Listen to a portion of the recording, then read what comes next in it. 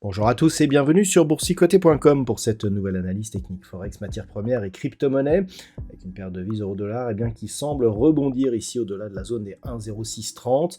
On a un mouvement baissier suite à une belle attaque ici sur la bande de Bollinger inférieure. On remonte tout doucement. Alors hier il y avait une belle bougie mais il n'y a pas eu de relais aujourd'hui, c'est resté très hésitant. Et globalement, tant que l'on sera ici sous cette zone des 1,0730, sous cette moyenne mobile 20 exponentielle, eh bien la tendance restera haussière. Donc on est pour l'instant dans un mouvement baissier.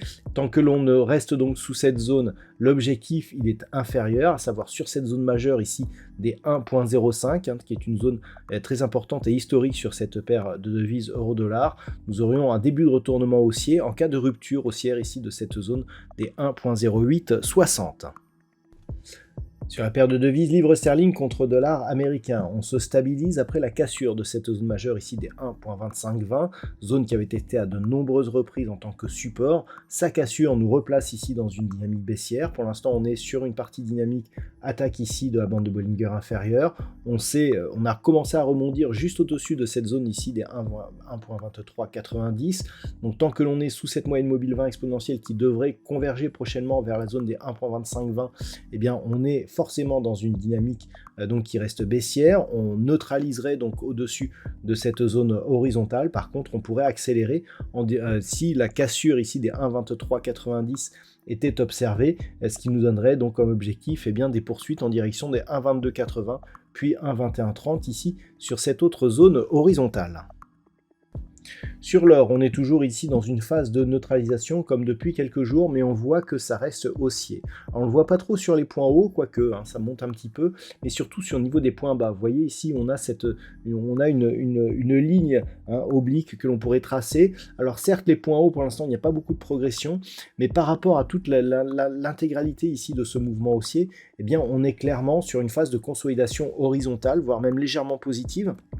Donc on perçoit la perte de cette dynamique ici sur les indicateurs, comme notamment ici les histogrammes du MACD ou même un petit peu le RSI, mais globalement, techniquement, on peut dire que tant que l'on reste ici au-dessus des 2330 $ l'once, eh bien que l'or marque une petite pause, mais reste dans une dynamique plutôt haussière, avec comme objectif des niveaux qui sont assez inconnus, puisqu'il n'y avait jamais eu de cotation au-dessus de ces niveaux ici des 2400 $ l'once. Donc pour l'instant, phase de temporisation, et tant que l'on ne casse pas ici une zone proche des 2330 $ l'once, eh bien on reste dans une dynamique haussière potentiellement forte.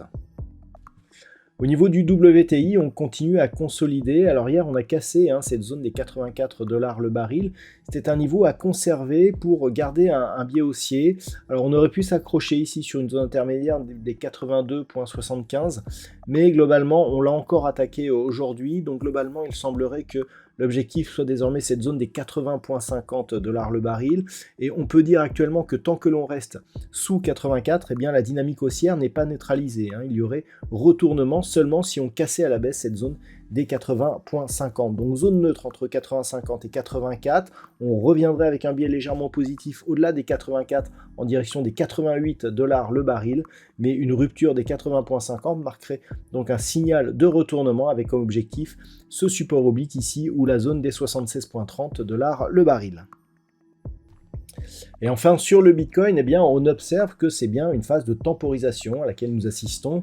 Hier, on pensait ici que le Bitcoin allait casser la zone des 61 000 $, donc pour un Bitcoin. On résiste au-dessus de cette zone. On voit ici que cette zone des 61 000, elle est solide. Depuis son franchissement, on en est déjà à sa 3e ou 4e phase de test, donc sur ce support qui devient majeur.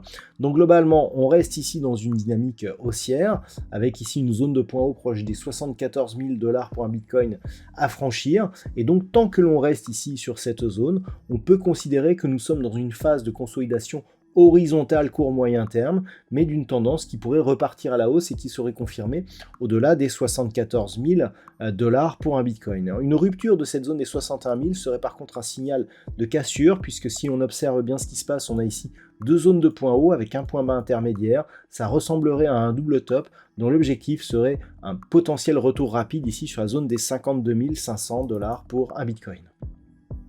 Voilà donc ce que l'on peut dire sur l'analyse technique de ces principaux actifs de marché pour aujourd'hui. Je vous souhaite de passer une très bonne soirée. On se retrouve dès demain pour d'autres analyses techniques, toujours sur le site boursicoté.com.